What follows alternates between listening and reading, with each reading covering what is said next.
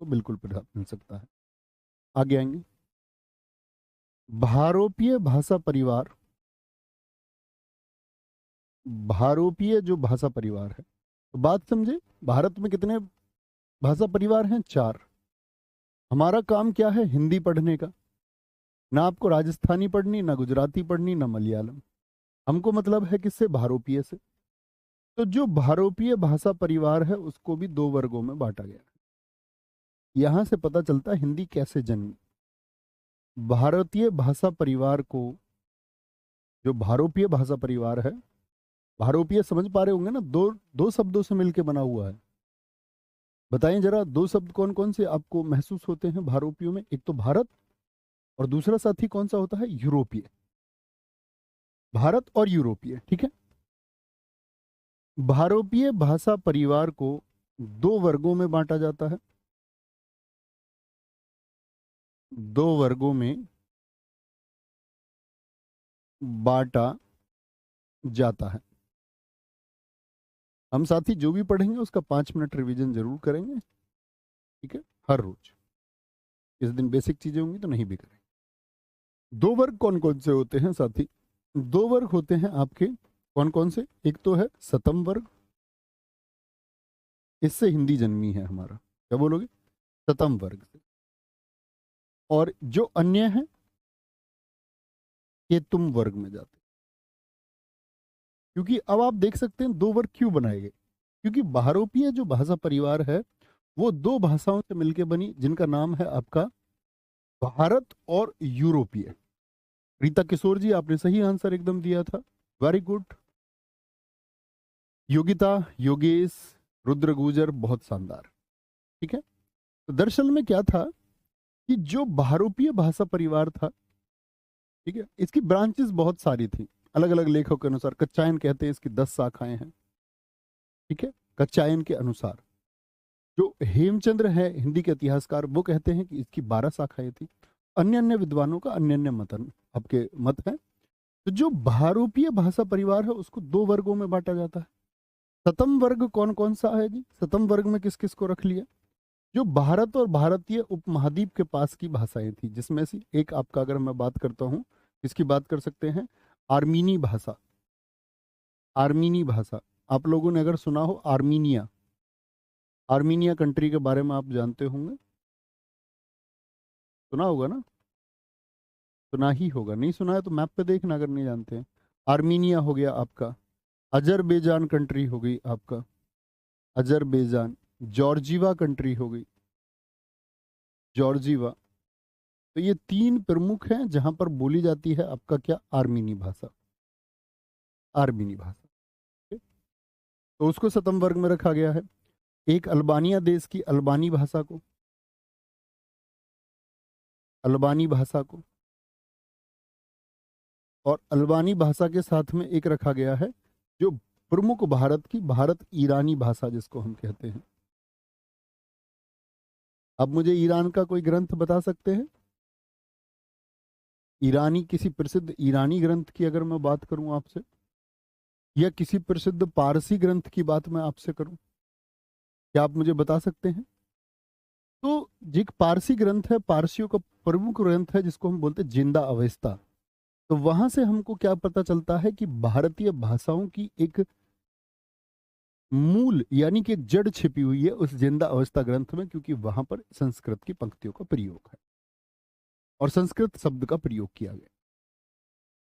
तो जो सतम वर्ग है उसमें तो आ गई भारतीय उपमहाद्वीप के आसपास की, जैसे प्रशांत आपका, मेडागास्कर द्वीप हो गया आपका, या हम बात करें इंडोनेशियाई भाषाएं आ गई, ये सब इसमें आ गई। और जो केतुम वर्ग है, केतुम वर्ग में कौन सी आ गई? जो यूरोपीय हैं, जो यूरोपीय हैं। जैसे इटली कहाँ पर आता है? तो इटली की भाषा कौन सी होगी? इटालिक होगी। जितनी भी ग्रीक भाषाएं हैं, ग्रीक भाषा, भाई सोवियत रूस की अगर हम बात करते हैं आपसे, तो वो यूरोप में भी और एशिया में बोलने वाली रशिया भाषा, कौन सी? जो रशिया की भाषा है, ठीक है आपका। या हम बात कर सकते हैं अन्य जो यूरोपीय भाषाएं हैं। अन्य क्या है? यूरोपीय भाषाएं। अब वो कोई भी हो यूरोप का देश, अन्य यूरोपीय भाषा। अन्य यूरोपीय भाषा से मतलब फ्रेंच भी हो सकती है, फ्रेंच भी हो सकती है, ठीक है, आपकी अंग्रेजी भी है, अंग्रेजी, जर्मन भाषा हो सकती है, जर्मन। तो हम क्या बोलेंगे साथी, हम कहेंगे कि जो यूरोप वाली है उनको तो किस भाग में रख दिया उन्होंने, आपका, हम कहेंगे केतुम वर्ग में। और जो हिंदी भारतीय उपमहाद्वीप वाली है उनको किस में रखा आपका भैया, उनको रखा है सतम वर्ग में, आर्मीनी, अल्बानी, आर्मीनी इस क्षेत्र में, अल्बानी किस क्षेत्र में अगर बोले तो अल्बानिया देश में ही बोली जाती है, अल्बानिया, अल्बानिया देश में ही बोली जाती है, अल्बानिया, ठीक है, कोई दिक्कत कोई परेशानी। तो यहां से एक रूट देखने को मिलती है। अगर मैं पूछूं कि पारसियों का, अगर आपको कोई बेसिक नॉलेज हो तो इतना समझ लीजिए, कई जगह हम लोग ये लिखते हैं एक स्टेटमेंट को, आपके पिछले नोट्स में जिन साथियों के पास होता है एक स्टेटमेंट लिखा होगा कि आपका संस्कृत का सबसे पहला प्रयोग जिंदा अवस्था में देखने को मिलता है, लेकिन इसका मतलब है किसी अन्य ग्रंथ में। जो नए साथी हैं वो भी मेरी बात सुने, अगर कहीं लिखा मिलता है इस बात का तो इसका ये मतलब बिल्कुल नहीं है कि संस्कृत सबसे पहले वहां पर प्रयोग हुई, नहीं, संस्कृत तो सबसे पहले साथी कहां पर प्रयोग हुई, हमारे वेदों में प्रयोग हुई। लेकिन किसी विदेशी ग्रंथ में अगर सबसे पहले उल्लेख की बात करें तो जिंदा अवेस्ता कहें, जिंदा अवेस्ता कहें, ठीक है, कोई दिक्कत कोई परेशानी।